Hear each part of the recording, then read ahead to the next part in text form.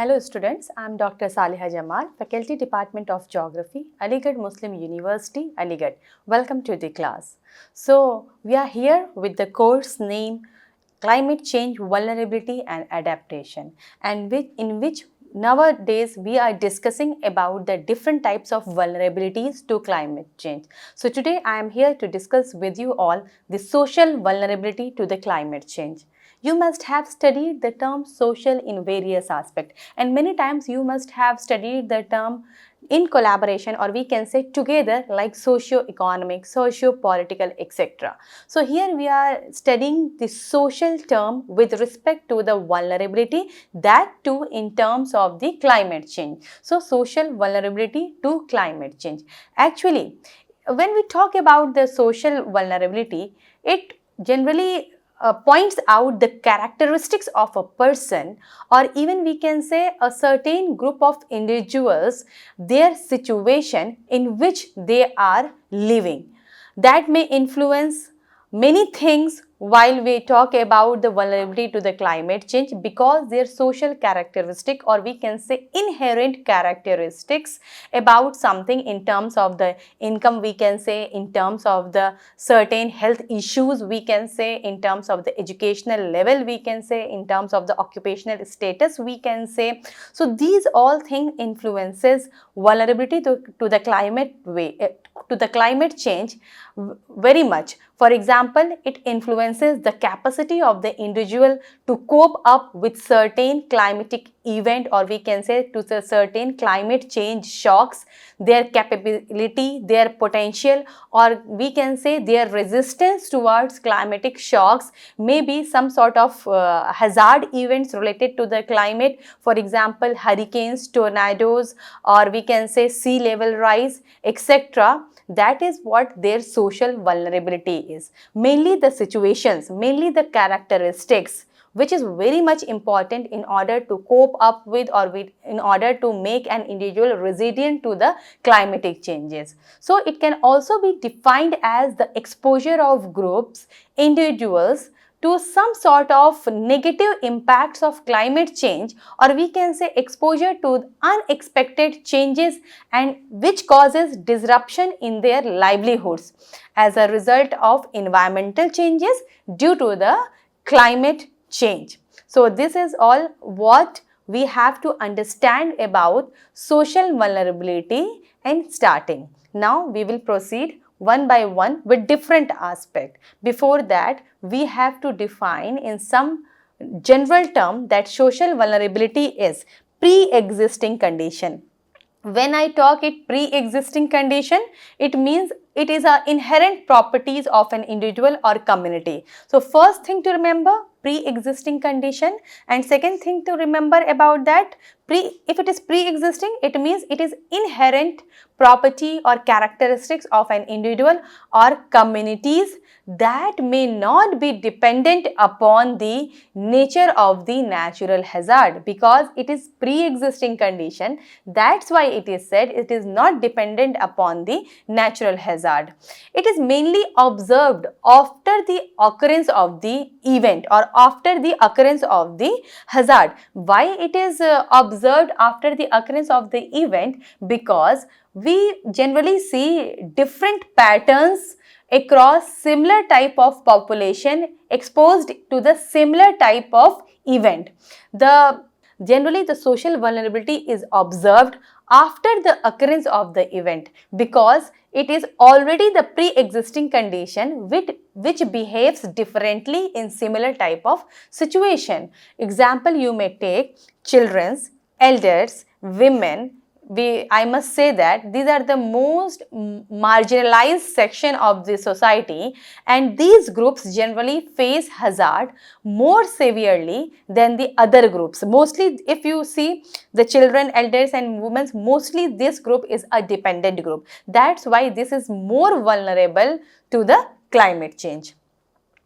There are several factors which contribute to the social vulnerability to the climate change, such that the factors, social vulnerability itself, the factors, the social aspect can be considered. Then we have the economic aspect, demographic aspect, education and access to technology. We are going to discuss this one by one. When we consider the social factors, it generally enhances or we can say reduces the social vulnerability.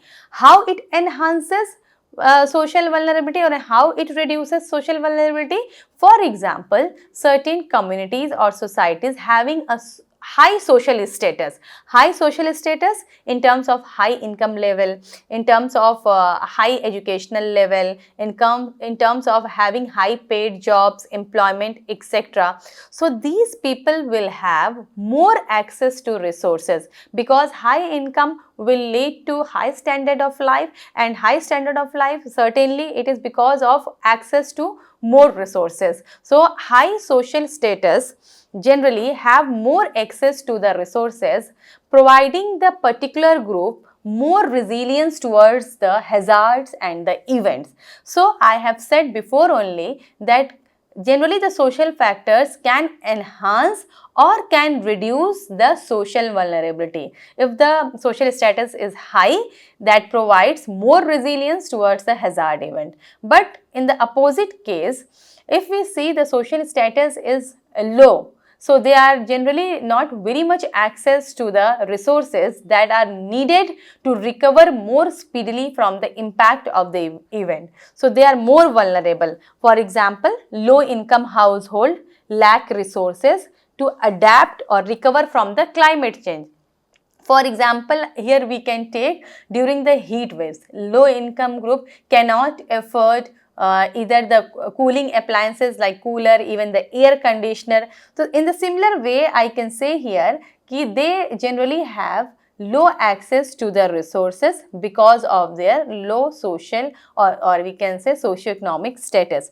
Countries like Kenya, Uganda, Nigeria, these are these are the examples of underdeveloped countries, and they are having generally the meager access to the resources. So they are more prone, or we can say they are more vulnerable to the climate changes as compared to the developed countries. Like we may talk about the United States of America, you may talk about the European countries, etc. If we take the example of India, in Indian communities, what we say, the people belonging to the socially marginalized section of the society, like the elderly ones, like the women, they generally have the lesser access to the resources, and hence they are more vulnerable. Thus, the social factors either that can enhance social vulnerability or it can reduce social vulnerability. Now, the economic factors related to the economy, that economic status, it reflects the individuals or communities as one of the most important factor which influences the social vulnerability. For example, here we can take communities or the households having better access to the economic resources are more resilient, and they can sustain to the stress for a longer period of time. If they are having better access to the economic resources, if we see like if we are talking about the occupational structure of the society, the communities which are dependent upon we can say climate sensitive economies, or either we can say natural sources or primary economic sector like agriculture, which is one of the climate sensitive economy, animal husbandry, fisheries, these are all what? These are climate sensitive economy. So these communities are more likely to be affected by the hazards mainly caused by the climate change, or we can say climatic hazards. Example, you can take itself from India, that people living above poverty line are considered to be more resilient. More resilient because their economic status is good, which will lead them to a high standard of living, a good standard of living, and good standard of living can only be achieved by having access to the resources.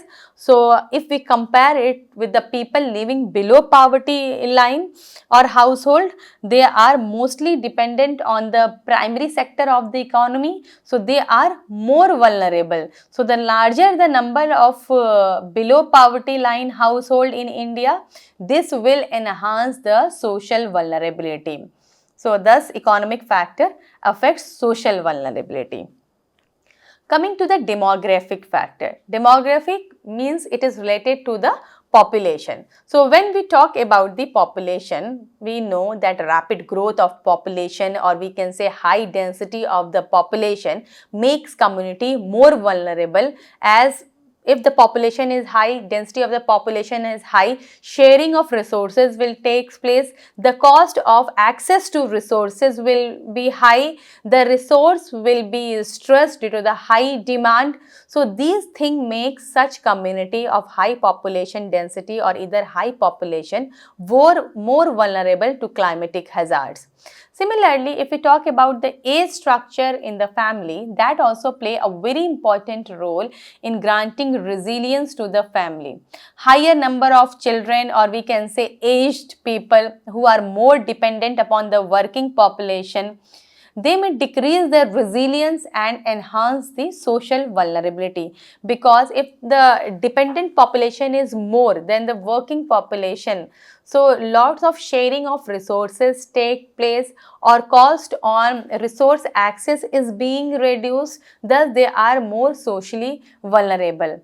Not only in terms of the age structures, but homeless population and the immigrant population may also be more vulnerable. Refugees are also more vulnerable, because the homeless population, immigrants, refugees, these are what? They are more exposed to the climatic changes as compared to the people who own their own residence, or they have some place to live within. So they are socially more vulnerable. That's how again another example you can say, we have seen in demographic factor regarding the population density or high population, regarding the age structure, regarding the homelessness, we can say. And now that is a comparison between the urban and the rural. In India, in India, if we see, there is a, not only in India but in other places also, there is a huge rural-urban divide affecting the social vulnerability.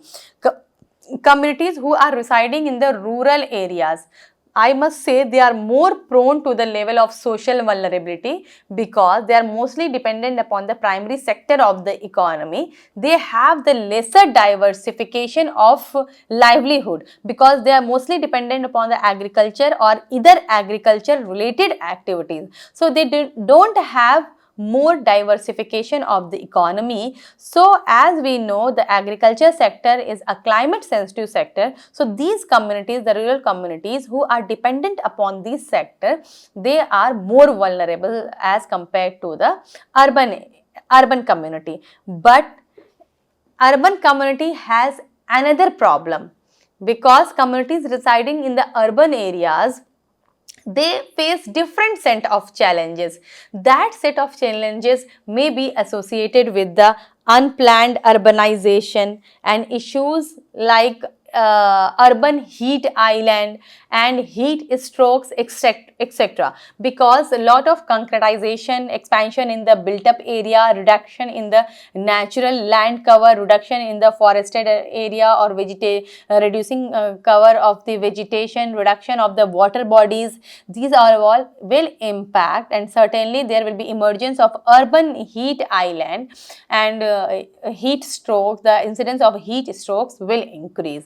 So rural people face some sort of other challenges, and urban people face different type of challenges. So these are what the factors affecting the social vulnerability.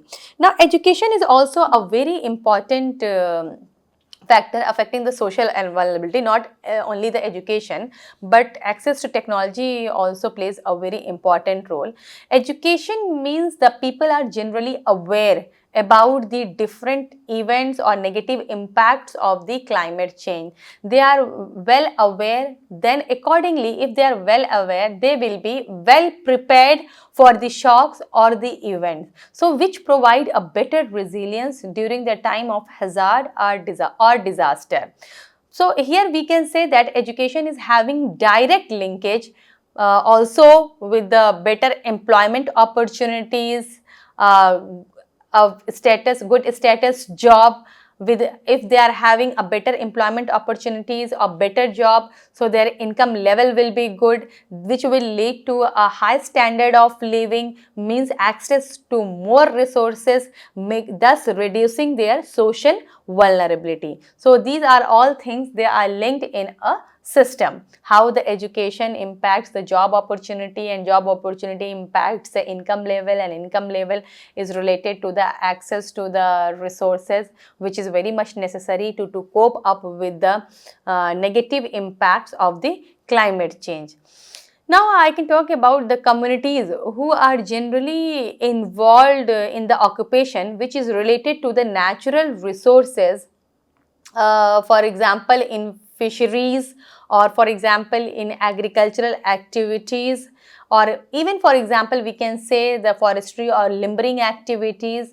If the level of education is high and good, so that will certainly provide the opportunity to take correct and smart decisions in order to have better understandings about the events, about the shocks, about the negative impacts of the climate change. So, always a better education will lead to better and smart decision making.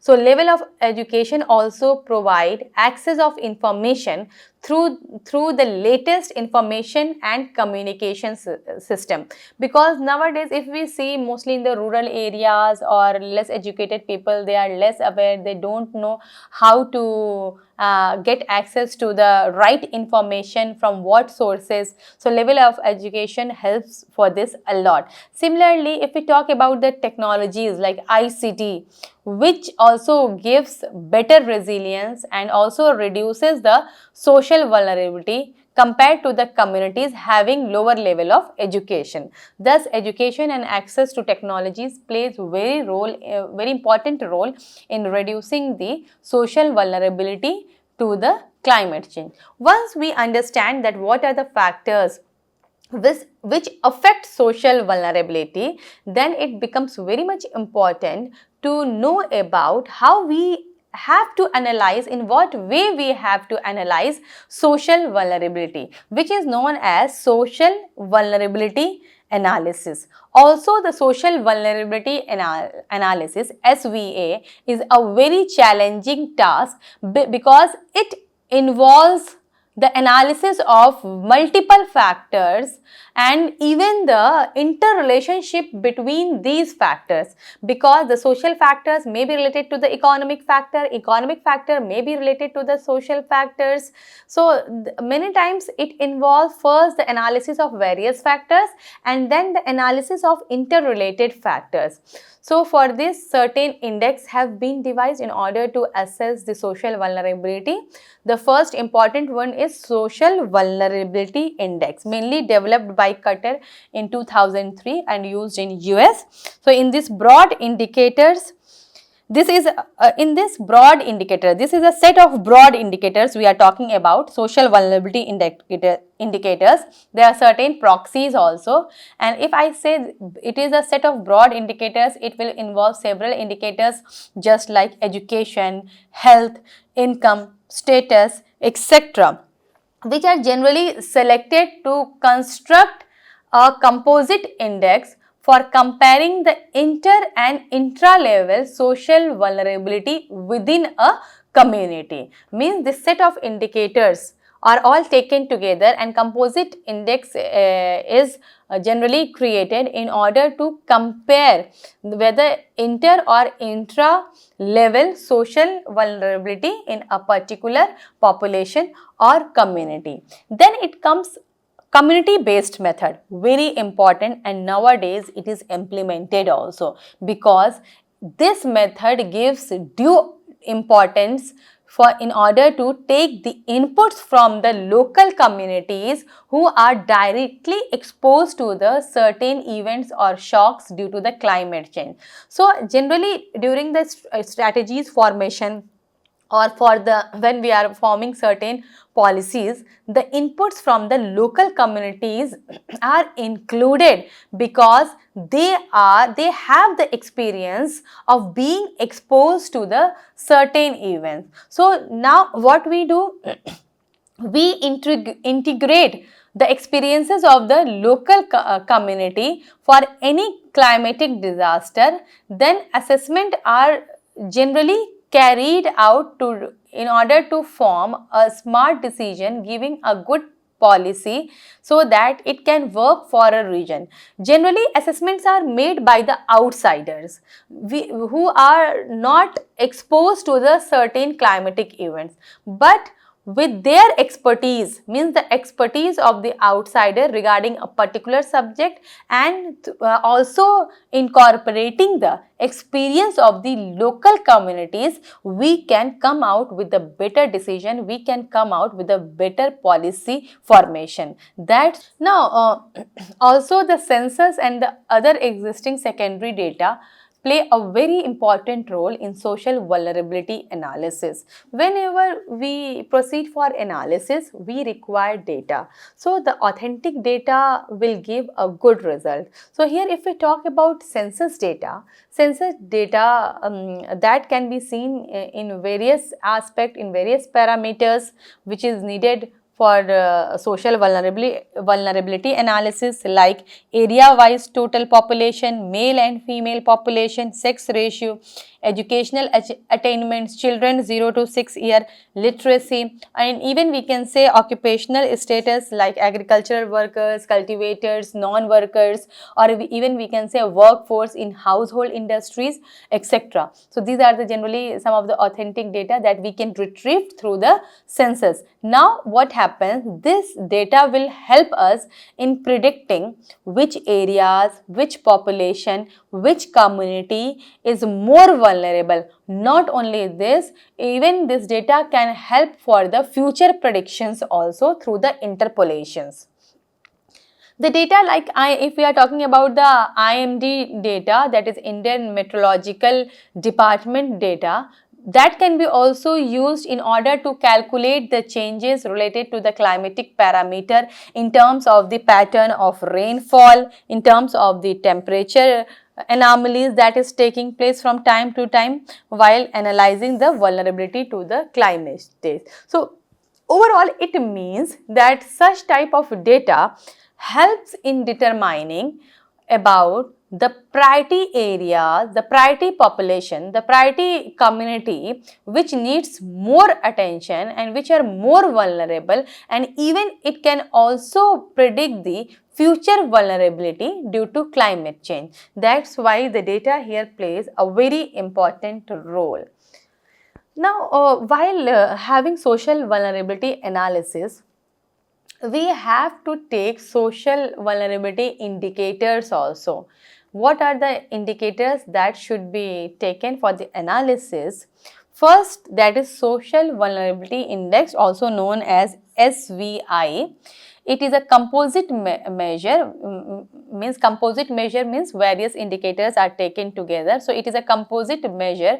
Mainly it is often used by the certain institution, government, organization. The purpose of this composite measure to identify the communities which are most vulnerable to the natural disasters or certain I can say climatic shocks. So social vulnerability index typically includes the factors like income, education, age, language barrier, access to health care. They can be taken all together and composite measure can be obtained in order to find out the more vulnerable population. Now, another very important indicator, that is the poverty rates. Poverty rates, it is a key indicator of social vulnerability because low income community, low income population will have low access to resources. low access to resources means because they cannot afford a high standard of living, they cannot have the resources through which they can cope the stress situation or certain hazards, so they are less able to recover from disaster due to the limited financial and material resources. That's why poverty rates are regarded as very much important indicator for assessing the social vulnerability analysis.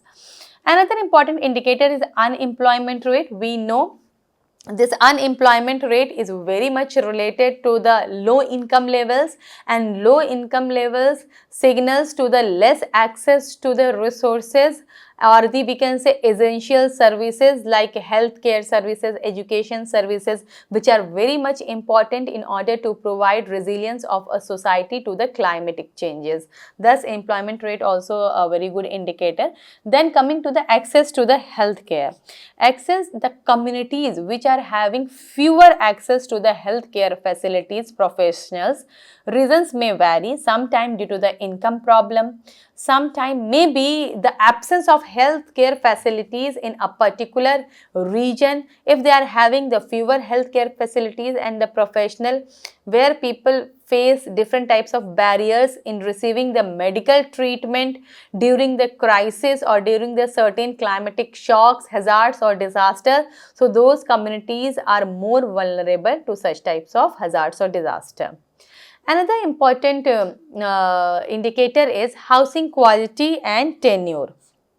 It is also a very important indicator, such as a percentage of population living in informal sector or informal housing, percentage of population living in a substandard dilapidated condition housing, that help to determine the physical as well as social vulnerabilities of the community.